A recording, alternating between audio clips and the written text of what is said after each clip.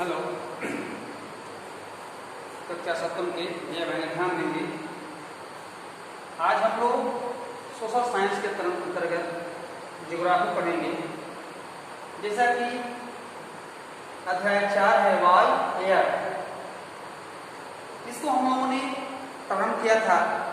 प्रारंभ में हमने इस पाठ के अधिकतर भाग को पढ़ा दिया था। थोड़ा सा अंत में एक हेडिंग जो आधा था बाकी रह गया था।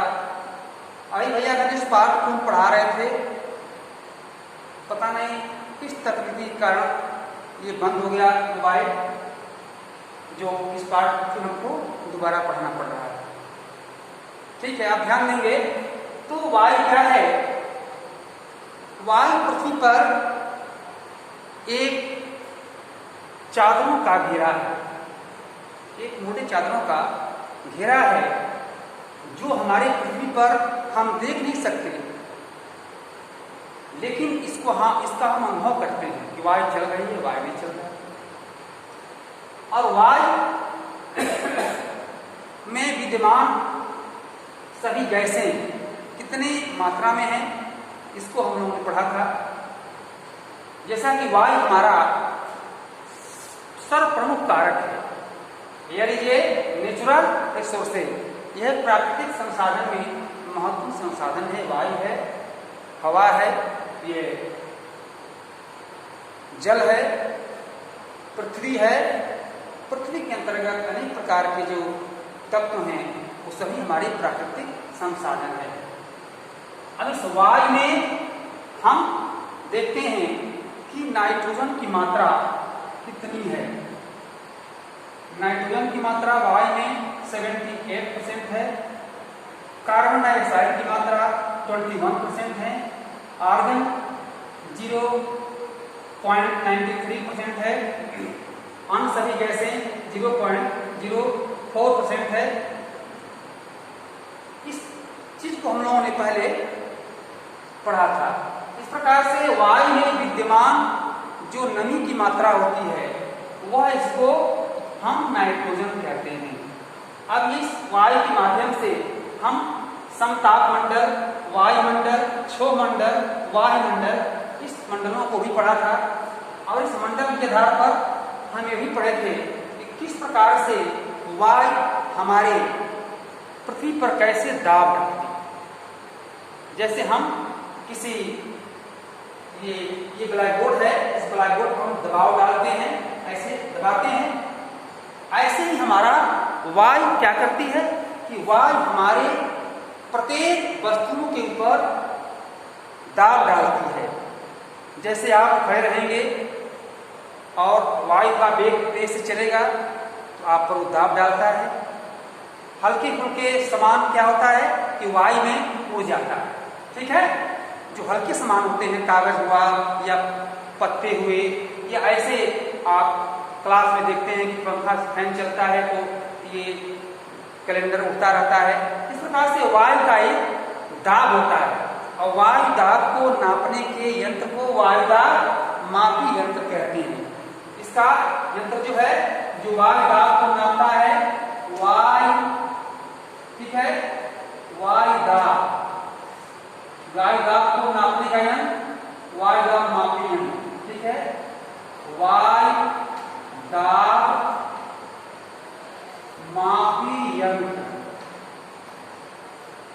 जो वायु दाब को नापता है, इसको हम वायु दाब मापी यंत्र कहते हैं।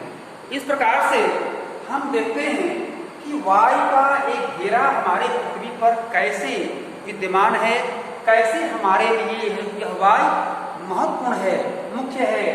हमें वायु के बिना एक क्षण भी रहना मुश्किल हो जाएगा। वायु में ऑक्सीजन की मात्रा, भैया बहनों, जब हम देखते हैं किसी रोगी को ऑक्सीजन की मात्रा कमी होता है तो उसको अलग से ऑक्सीजन देते हैं, तब वो व्यक्ति उसको जिंदा रहने की कोशिश हम कर सकते हैं। इस प्रकार से रात्रि में ये वृक्ष कार्बन डाइऑक्साइड छोड़ते हैं, और ये जो गैसें हैं, जो धुआं है, जो कार्बन होता है, यह भी एक प्रकार का गैस है, हवा है, जो उसमें रंग, जैसे काला रंग, जैसे ये सफेद रंग के भी धुएं होते हैं, उस प्रकार से उसमें कार्बन डाइऑक्साइड का रंग होता है। और ये हमारा वायु को कैसे संवेग के रूप में कैसे हमको वो देखता है, इस प्रकार से हम ये देखते हैं कि वायु हमारा एक ऐसा प्राकृतिक कारक है जिसके बिना हम जीवित न रह सकते, और इसके बिना कल्पना भी नहीं की जा सकती कि कोई काम भी हो। जैसे आप देखते हैं कि गर्मी के दिनों में गर्म वायु चलता है, जिसमें बहुत जल्दी आप स्नान करते हैं, कपड़ा धोते हैं, सूख जाता है। लेकिन जब वही शरद के ऋतु में और बरसात के ऋतु में जब वायु में, इस वायु में हमारे नाइट्रोजन की मात्रा जब अधिक होता है, ठीक है, नाइट्रोजन की मात्रा जब अधिक हो जाता है, तब क्या होता है कि वो कपड़ा जल्दी नहीं सूखता, क्योंकि एक तो नमी युक्त वायु है, और वायु कितना ही झोंके से चले, जितना अधिक चले, लेकिन कपड़ा नहीं सूखता है। प्रभाव क्या होता है, ये नाइट्रोजन इफेक्ट करता है। इस प्रकार से वायु में विद्यमान जल की मात्रा को हम नाइट्रोजन कहते हैं। इस तरह से हमारा ये जो अंत में चैप्टर बाकी रह गया था, इसमें आर्द्रता यही वायु है, यही ये आर्द्रता क्या है, तो वायु में विद्यमान जल की मात्रा, ठीक है, वायु में विद्यमान जल की मात्रा को आर्द्रता कहते हैं। और ये आर्द्रता विभिन्न प्रकार से हमारे प्राकृतिक तत्वों को प्रभावित करता है, जबकि स्वयं में एक प्राकृतिक तत्व है। अब आर्द्र मौसम का मतलब कि नमी युक्त मौसम, जैसे बरसात के दिनों में देखते हैं कि आर्द्र मौसम हो रहा है, यही हमारा ये जब वर्षण नहीं होता है, फिर भी हमारे इस वायु में क्या होता है, जल की मात्रा अत्यधिक रहती है। वर्षण न हो तो भी, ये वर्षण न हो फिर भी इस वायु में हमारे जल की मात्रा जो है अधिक रहता है, नमी रहता है। इसके कारण से हम वायु को समृद्ध होते हुए देखते हैं। इस प्रकार से ये वर्षा काल, वर्षा हमारे अनेक प्रकार के होते हैं, जैसे संवहनीय वर्षा, पर्वतीय वर्षा, चक्रवाती वर्षा। इसको अभी जस्ट पहले इसको ठीक से व्याख्या करके बताया गया, जो मोबाइल में तकनीक के कारण जो है ये बंद हो गया था, तो पुनः इसको रिपीट करना पड़ा है। इस प्रकार से गर्म मौसम में आप देखते हैं कि ये नाइट्रोजन की मात्रा कम होता है, वायु में नमी जो अधिक कब होता है, शरद ऋतु में होता है। इस प्रकार से इस पाठ के हम अनेक तत्वों को, अनेक जो प्रमुख चीज हैं, इसको हमने पढ़ा। और वायुदाब, एक वायुदाब बनाने वाला ये चित्र भी आपको पहले दिया गया था बनाने के लिए। इस तरह से हम आर्द्रता पाठ को पढ़ा, आर्द्रता में किस प्रकार से वायु समृद्ध होता है, कैसे हमारे वायु हर चीज के लिए प्रभावित करता है, वायु के बिना हम कैसे जीवित नहीं रह सकते, वायु किस प्रकार से मानव जीवन को अनेक पहलुओं से हमें प्रभावित करता है। इस चीज को हम लोग पाठ में पढ़ेंगे, और पाठ को पढ़ करके जो टॉपिक, जो हेडिंग कहीं छूट भी गया हो तो उसको हम पढ़ेंगे, और पढ़ने के बाद उसको जानकारी प्राप्त करेंगे। और होमवर्क में चित्र क्या बनाना है, प्रमुख वायुदाब पेटियां।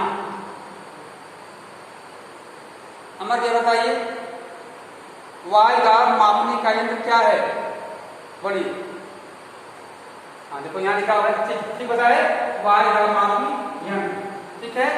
अच्छा, बुखार नापने का क्या होता है यंत्र, हाँ थर्मामीटर, ठीक है। तो ये हर चीज को नापने का अपना अलग अलग यंत्र होता है। ये पहला बनाएंगे हम चित्र, इसके बाद दूसरा वर्षा के प्रकार वाला चित्र बनाना है। वर्षा के प्रकार वाला चित्र अर्थात संवहनी वर्षा क्या है, पर्वतीय वर्षा क्या है। आप देखते हैं ये पर्वतों पर ये वर्षा, ठीक है, कैसे होता है, इस प्रकार की वर्षा हम बनाएंगे, ठीक है। और ये वर्षा और ये जलवायु होकर के फिर वर्षा कैसे हमारे ये पृथ्वी पर कैसे वर्षा होता है, किस प्रकार से वर्षा से हम मानव ये वर्षा, इस प्रकार से हम वर्षा का चित्र बना लेंगे और वर्षा किस प्रकार के मानव जीवन को प्रभावित करता है और किस प्रकार से वर्षा मानव जीवन को प्रभावित करता है। जैसे हम देखते हैं भैया बहनों कि वर्षा जो आवश्यकता है सीमित मात्रा में होता है तो हमारा सब काम संपन्न होता है। जब वर्षा को प्रभावित कब करेगा, जब हमारा वर्षा ये अधिक मात्रा में पृथ्वी पर होता है तो बाढ़ आता है, हमारे घर खेत खलिहान फसल सब दह जाता है, अर्थात हम बाढ़ पीड़ित क्षेत्र में घोषित कर दिए जाते हैं और सरकार द्वारा हमें सहायता लेने के लिए मजबूर होना पड़ता है। इसलिए हमारा ये वर्षा प्रभावित भी करता है और वर्षा को प्रभावित भी करता है। इस प्रकार से हानि और लाभ, प्रत्येक चीज के हानि और लाभ दोनों होता है। इस प्रकार से भैया बहनों इस पाठ को हम लोगों ने पहले पढ़ा था, आज भी कुछ हेडिंग को पढ़ा और इस हेडिंग के बाद हम ये चित्र बनाएंगे और चित्र बनाने के बाद फिर हम लोग अभी पाठ को पढ़ करके चीज समझेंगे और इसके बाद आपको पीडीएफ के द्वारा फिर इस पाठ का संपूर्ण हल अर्थात इसके प्रश्नोत्तर आपको दिया जाएगा जिसको आप हल करेंगे। और ये पाठ आपको जबकि परीक्षा में नहीं आने वाला है, 1 और 2 पाठ आएगा अध्याय, इसको आप ठीक से तैयार करेंगे। और ध्यान रहेगा जब परीक्षा आप देंगे तो प्रत्येक पहला पेज पे तो अपना नाम, विद्यालय का नाम और ये परीक्षा का नाम लिखेंगे, लेकिन चेक करने के लिए प्रत्येक पेज पर अपना नाम या अपना व्हाट्सएप नंबर अवश्य लिखेंगे ताकि कॉपी का कोई पेज गड़बड़ न हो, क्योंकि एक साथ कई भैया बहनों में कॉपी आएंगे, उसमें गड़बड़ होता रहता है, इसलिए इसका आप ध्यान रखेंगे। धन्यवाद।